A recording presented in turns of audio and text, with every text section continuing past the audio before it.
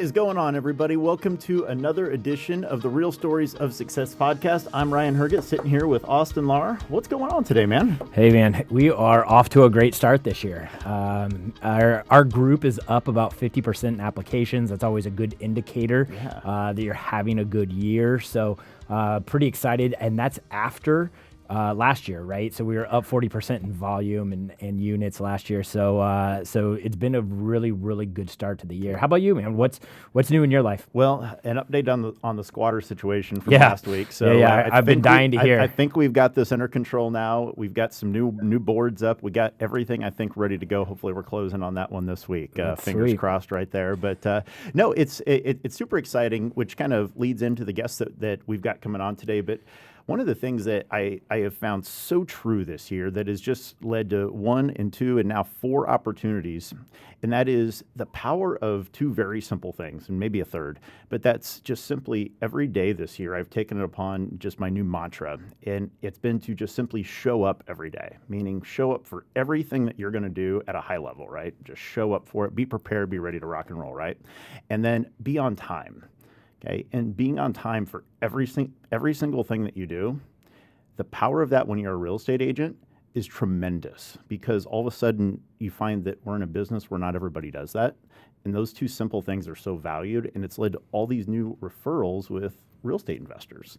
So I get to meet with another really cool investor today that's literally in town to buy houses, that's been researching this market for 6 months. Daily disciplines, right? It's just, oh my gosh. But it's like we've always talked, though, it's the power of the little things and being consistent with those and just staying in front of people and doing it right. So. And I love your excitement about it. That's one of my favorite things about hanging out with you is your excitement about all of that. Well, let's introduce, right? Let's get to our guests. I am excited to talk to Collette here today. Anyway, I'll let you take it away. Collette McDonald, out of Georgia. Tell us about you. We can't wait to hear your story. So many cool things. HGTVs and working with the Falcons and your coaching and your training and how'd you start? All right, so I'm a little sad because Ryan Shanahan was my client, or Kyle Shanahan was my client, and so when he lost this weekend, I was a little sad. My son is in Kansas City, so I should have been rooting for the Chiefs, but, Kyle's such a sweetheart. But anyway, I digress. So my story is really simple. I grew up in Wisconsin. I'm a good Midwesterner, and went to school at the University of Wisconsin, thought I was going to be a television reporter, and discovered that back in the 90s, television reporters made no money. They still don't make any money, to be quite honest with you. And so I decided that I'd go into the operations and sales end of it. And that catapulted me into corporate America. 9/11 hit, and my baby was 3 months old, and I was literally traveling to San Francisco, Philadelphia, 3 weeks out of the month, and I couldn't get on another plane. I was just a little bit shell-shocked by what had happened. And that was the time when the internet had hit a bubble. So my father, who was a real estate broker, I grew up in this business, said to me, go ahead and just get your license. It will give you freedom.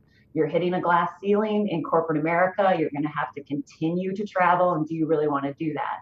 Use your business background to go into something that will make you money and allow you to be part of your family's lives and your community's life. And so I did. I had to lay off my entire staff because that was the time that the internet had exploded. So, and not in a good way, imploded, I should say. And I got my license, and I've never looked back. So I have been able to put my background in business and my education, my training into radio, TV, film, basically, into how I present my product, which is homes, myself, consulting, as well as training and speaking. So about 5 years into my career as a real estate agent, HGTV had started to really explode. And in Atlanta, they had been putting out calls for agents that had listings that needed a little bit of sprucing up to put it on the market. So I connected with the production folks, and I knew exactly how these shows were created from my background. And I started basically kissing butt of the production assistants and saying, I've got this house that's coming on the market. It would be great to be featured in your show. And they started listening. So I worked the back scene of it.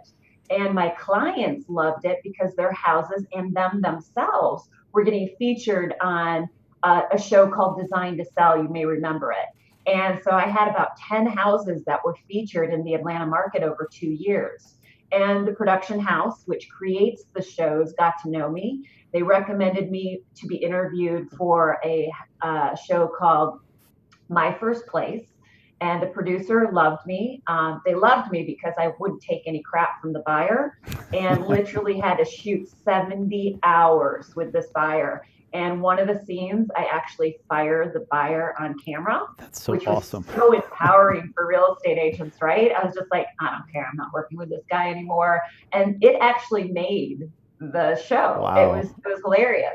And they loved the personality that came out. So that production house had an opportunity, and they wanted me to interview for Bang for Your Buck. And that was a big show that went around the US and Canada.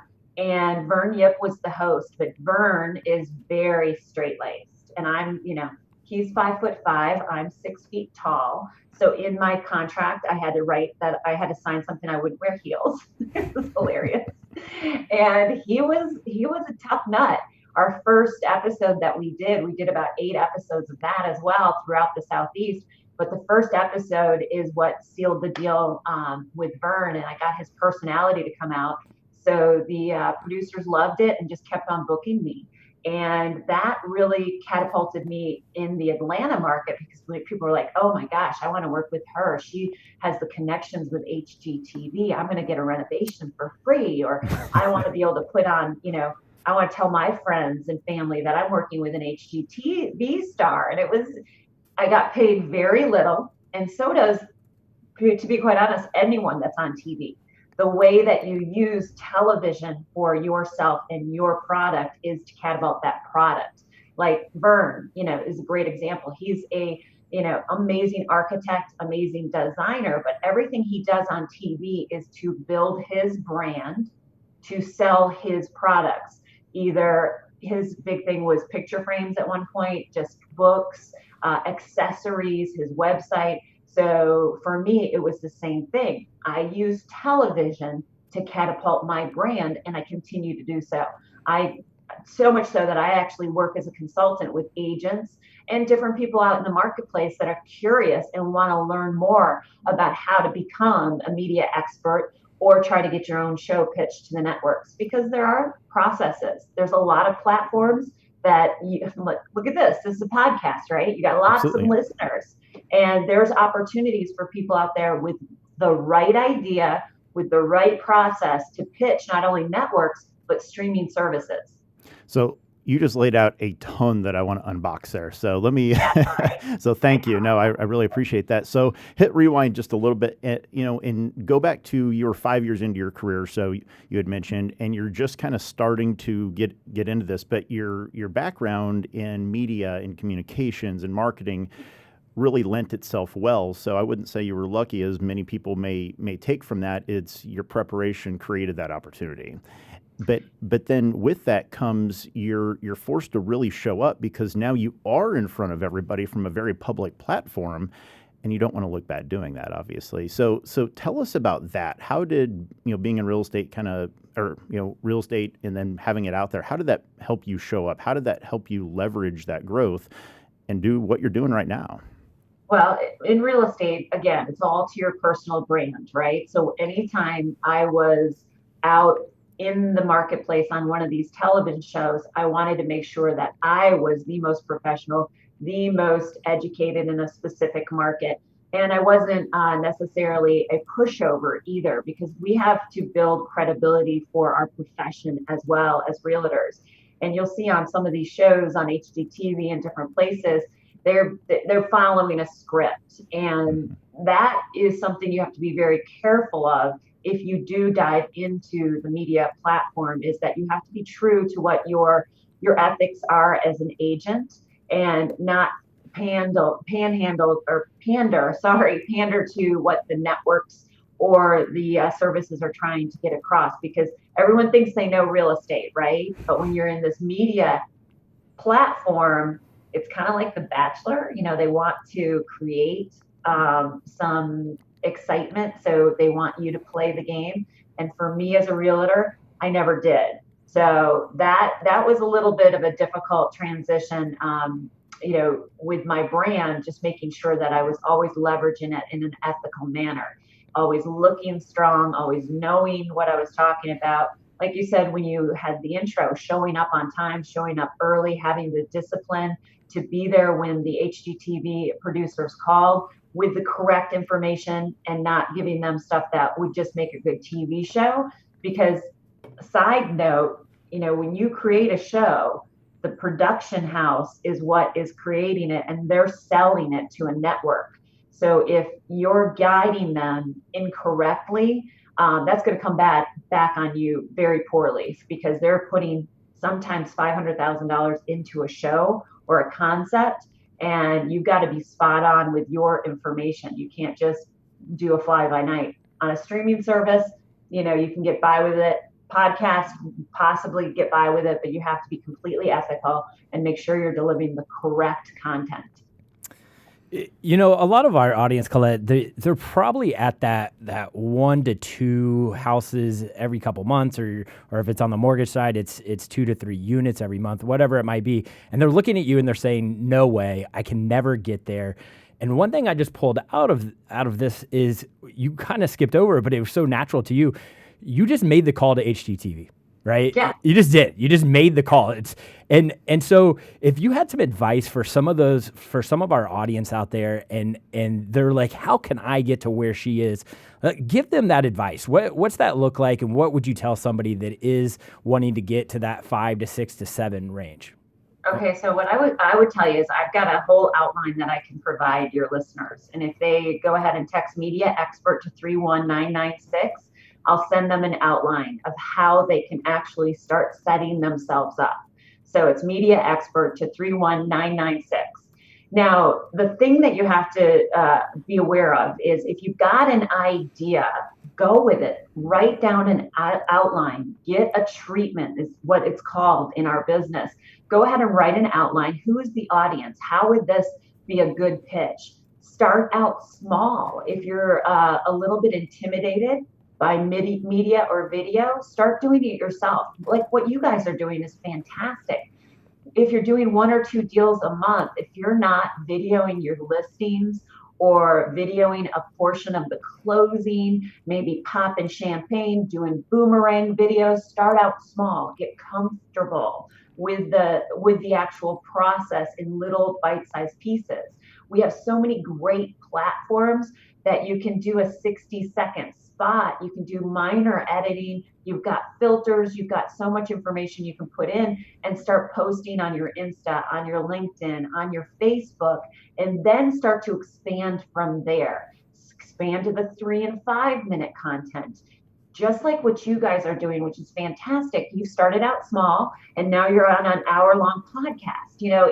It's the little baby steps that people can start working on, get more and more comfortable, and then move systematically. If you give yourself let's say a 6-month time frame, your first month, you're going to start doing little video snippets of your buyers touring houses, you touring houses, you at your open house. The next month, maybe you start doing some live Facebook videos so that you can see what you're doing right, what you're doing wrong. The next month, maybe you start incorporating video into your emails and reaching out to clients that way. The next month, maybe you start pushing yourself to do listing videos. And you can check out my videos that I do on my website at ColletteMcDonald.com to give yourself an idea. You can also go to Facebook and see, and Instagram and see, and LinkedIn to see the 60-second versions of those. And you can check it out at Collette McDonald and Associates. But if you start out small and take it in bite-sized pieces, you will develop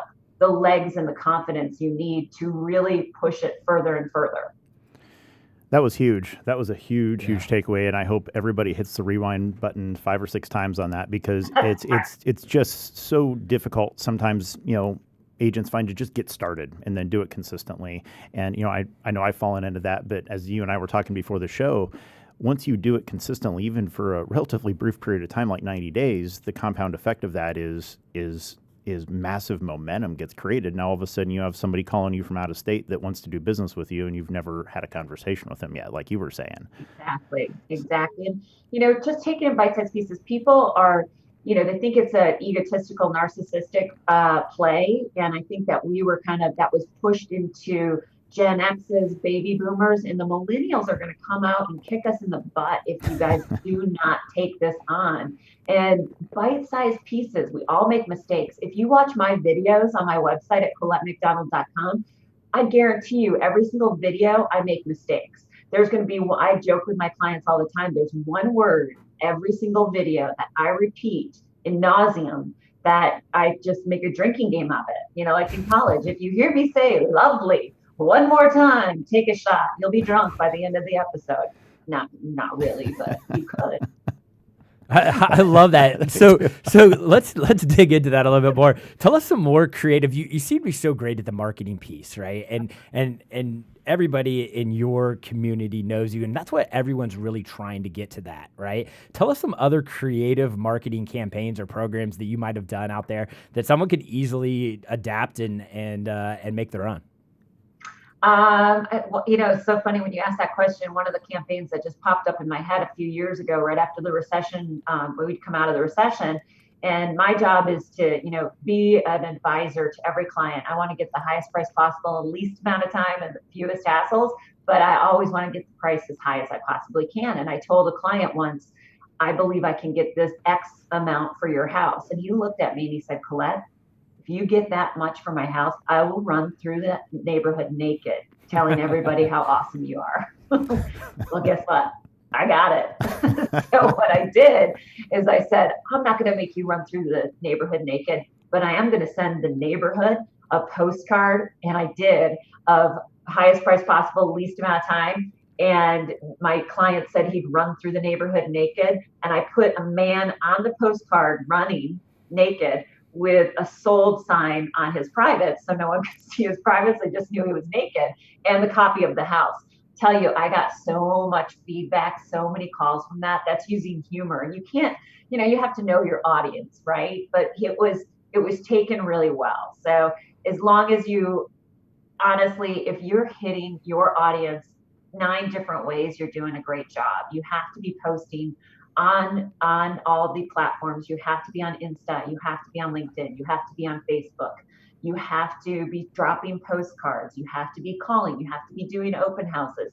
You have to have all those spokes of your wheel running together. You can't just do one and expect to be a huge producer. You have to consistently work every single platform. And we've got an opportunity, right? We're selling real estate in a technology age, and you've got to have that technology behind you. It's a lot easier than it used to be to sell real estate because of technology. It's when you don't embrace the technology with minor things, baby steps, and then start growing from there. That was fantastic. That was awesome. So thank you. And for people that are just listening, we're actually going to be putting your stuff up. So if you guys are on YouTube or whatever, you can see all of Colette's stuff live as we go through this podcast. But no, and that'll wrap us up. I know Colette's on a tight time schedule today. She's got a lot going on. So Collette, we simply thank you. This was awesome. This was a lot of great and practical takeaways that anybody can put to work right away in their business and start making some money. So thank you. And one more time, maybe tell everybody how they can get a hold of you and what you want people to know. Sure. My website's Collette, COLLETTE, McDonald, MCDONALD.com. And my email is just Collette at ColetteMcDonald.com. And remember, 31996 is a text platform. You can shoot over MediaExpert if you'd like that outline. And I'm always available via my direct, which is 404-384-0850. And I really appreciate you guys taking the time to interview me. This has been fun. Awesome, Collette. Well, thank you so much. So that'll wrap up, easy for me to say, another edition of the Real Stories of Success with Ryan and Austin. Thanks so much, everybody. Thanks, guys. We appreciate you.